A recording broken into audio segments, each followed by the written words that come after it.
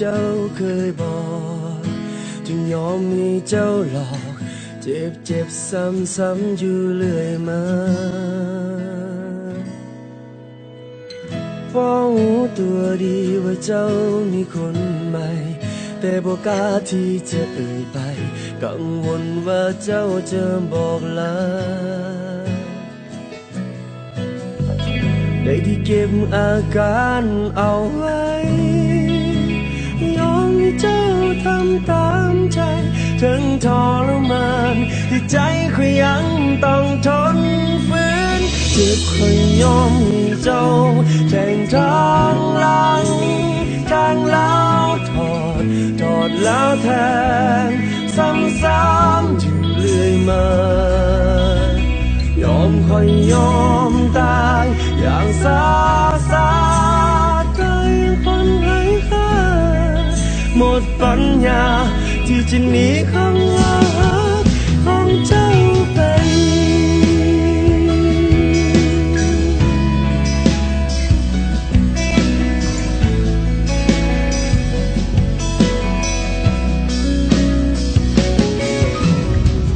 จากนี้คงเป็นแต่เพียงของตา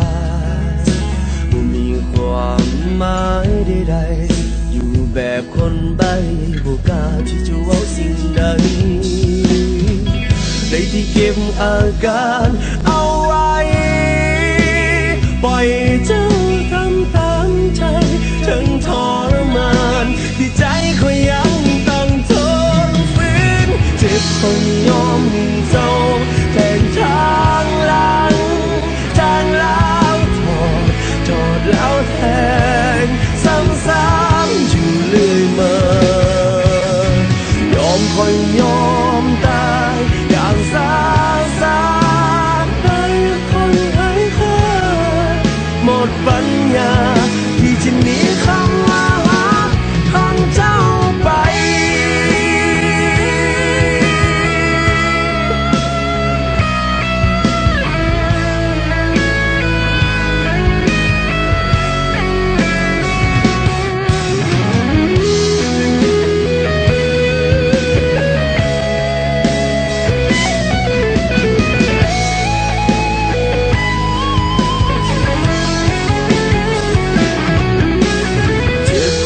ยอมให้เจ้าแทงทางหลังแทงแล้วถอดแล้วแทงซ้ำๆอยู่เรื่อยมายอมคอยยอมตายอย่างซา